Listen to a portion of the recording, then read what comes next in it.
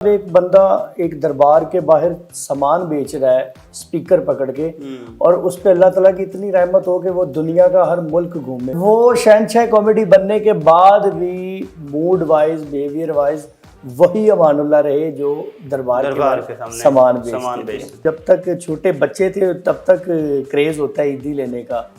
ज्यादा से ज्यादा खान साहब ने 10,000 दे दिया हमें। ਤੁਸੀਂ ਤੇ ਫਿਰ ਉਸ ਟਾਈਮ ਦੇ 버ਗਰ ਹੋ 2 रुपए ਦਾ ਗੋਲਾ ਖਾਣਾ ਜਿਹਦੇ ਤੇ ਪੀਲਾ ਰੰਗ ਹੋਣਾ ਤੇ ਕੁਰਤੇ ਤੇ ਰੰਗ ਹੋਣਾ, ਇਧਰੋਂ ਪੀਲਾ ਹੋ ਜਾਣਾ, ਕੁੜਤੇ ਨੇ ਇਧਰੋਂ ਸੁਰਖ ਹੋ ਜਾਣਾ, ਇਧਰੋਂ ਸਬਜ਼ ਹੋ ਜਾਣਾ ਤੇ ਮਾਂ ਨੇ ਜੁੱਤੀਆਂ ਮਾਰਨੀਆਂ पीपल पार्टी वाले हो गए। अस्सलाम वालेकुम नाज़रीन, आप देख रहे हैं सवालनामा और मैं हूं आपका होस्ट ज़ैनुल आबिदीन। नाज़रीन, आज हम थोड़ा सा रूटीन से हट के प्रोग्राम करेंगे क्योंकि ईद का मौका है, ईद का दूसरा दिन है आज और एक ख़ास मेहमान हमने अपने साथ बुलाए हैं। आप भी बहुत से ऐसे लिविंग लेजेंड्स थे जो अब नहीं मौजूद हमारे अंदर, लेकिन लेजेंड्स तो हैं, तो उनको बहुत ज़्यादा मिस कर रहे होंगे। इस ईद के मौके पे हम उनके प्रोग्राम्स ख़ास तौर पे टीवी के सामने बैठकर अपने मोबाइल्स पर देखते थे। ईद की खुशियाँ दोबाला हो जाया करती थी, लेकिन अब वो हमारे दरमियान मौजूद नहीं हैं।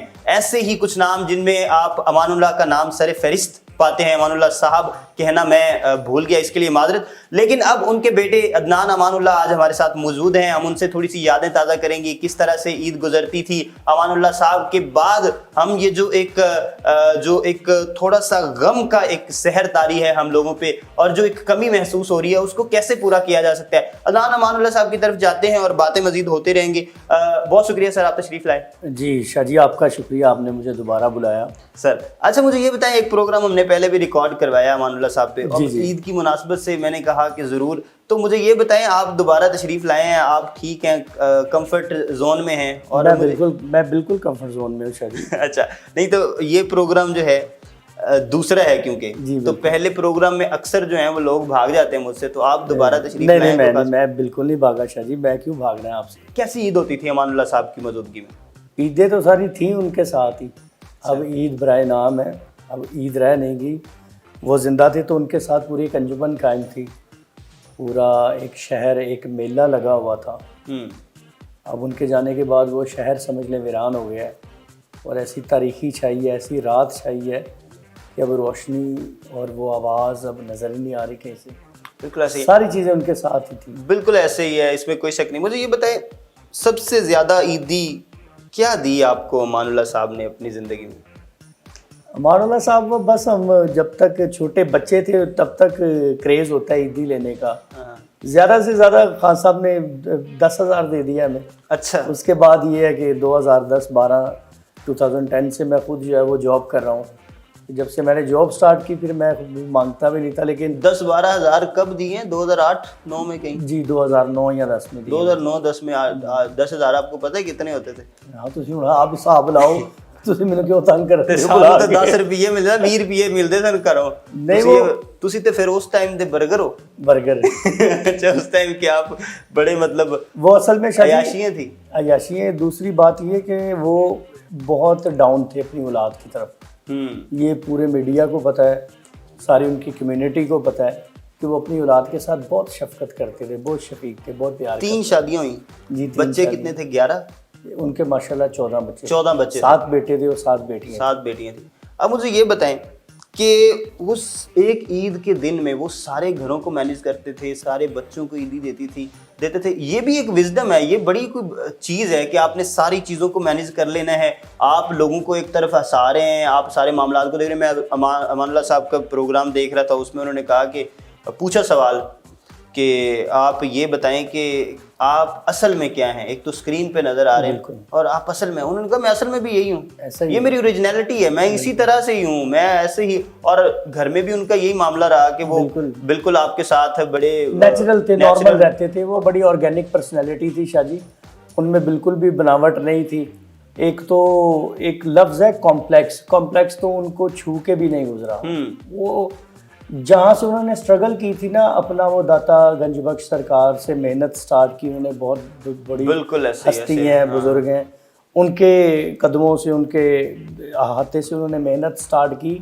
तो जब अमानुल्लाह साहब एक बंदा एक दरबार के बाहर सामान बेच रहा है स्पीकर पकड़ के और उस पर अल्लाह ताला की इतनी रहमत हो कि वो दुनिया का हर मुल्क घूमे और इतनी बेनियाजी अल्लाह ताला ने दी कि पूरी दुनिया में उनका नाम शहनशाह कॉमेडी, शहनशाह कॉमेडी। अच्छा, और वो शहनशाह कॉमेडी बनने के बाद भी मूड वाइज, बिहेवियर वाइज वही अमानुल्लाह रहे जो दरबार के सामने सामान बेचते थे। वाह वाह वाह, ये उनकी ब्यूटी थी, ये खूबसूरती। अच्छा मुझे ये बताएं, कभी गुस्सा आया हो अमानुल्लाह साहब को, आपने देखा हो अपनी जिंदगी में? शाजी बड़ी बड़ी ऐसी सिचुएशंस जब हम साथ थे, हम सोचते थे कि यार इनको ऐसा गुस्सा आएगा कि ये या बंदा वो कहते हैं ना मर जाएंगे, लेकिन वो उस सिचुएशन को भी जो है वो खान साहब बड़े स्माइल के साथ। फॉर एग्जांपल एक प्रोग्राम में भी हमने बात की है कि अमान साहब बड़े भाई के घर में डकैती हुई, उसका वो समान समून चोरी हो गया, जेवर चोरी हो गया, तो खान साहब कहने मैं तानू कहंदा रहा गड्डी ले लो, कार ले लो, जगह ले लो, तुसी मेरी नहीं मनी हो गया। यार एक बंदे का 20-25 लाख रुपए का नुकसान हुआ है 20 साल पहले, आज का 50 लाख है। और वो असल में उनकी पर्सनैलिटी आज मैं आपके चैनल के तवस्सुल से बता दूं, वो -5% भी ट्रबल नहीं लेते थे, ना किसी ट्रबल में पड़ते थे। चोरी हो गई है, कोई बंदों ने रोक लिया है गन पॉइंट पे, कोई प्रॉब्लम होगी, कोई लड़ाई होगी, वो बड़े हसास आदमी थे, वो बचते थे। 10 बंदे आ गए अमान साहब ये है वो है, ताड़े नाल असी तस्वीरां लवानियां ये वो कहते थे टाइम वेस्ट नहीं करो, बहस नहीं करो। हमने कहना कि यार थके हैं इनको जाने दो, प्रोग्राम किया, खान साहब कहते थे बेटा टाइम सेव करो, आओ जी आओ, जल्दी आओ जी, तस्वीरें उतरो, बैठे ये हो गए।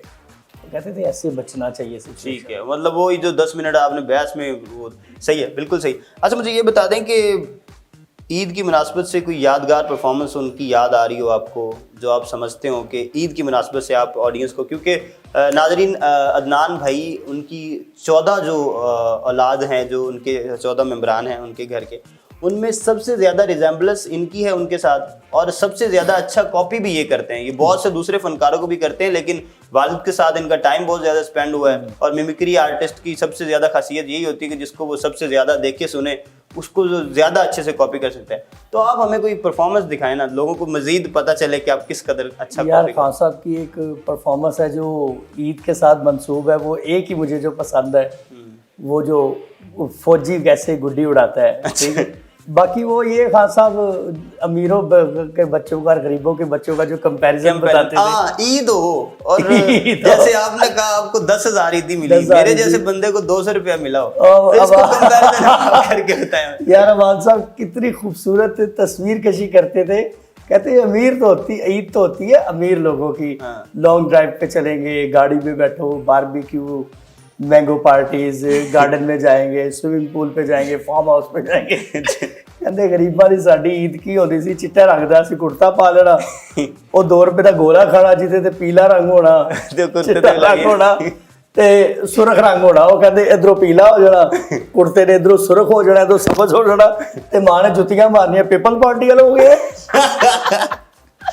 तो ईद जो है वो बड़े घरों की वक़ा करते थे। यानी उनका बताने का अंदाज बड़ा प्यारा था कि गरीब आदमी, जो मिडिल क्लास, जो छोटे इलाकों में, कस्बों में बच्चे रहते ना, वो नवे कपड़े पा के इतने दिन शर्मिंदे फिरंदे होंगे, उन्हें ला देने, वो कॉन्फिडेंस नहीं होता। इस तरह के जब कंपैरिजन हम सोचते हैं ना, देखते हैं अपने सराउंडिंग्स में, यार वाकई खान साहब जो है वो बताया करते थे कि दौलत का एक कॉन्फिडेंस ही अपना होता है।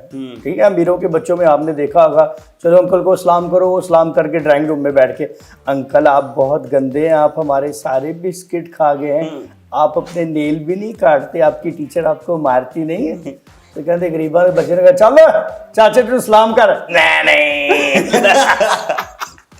नहीं करना।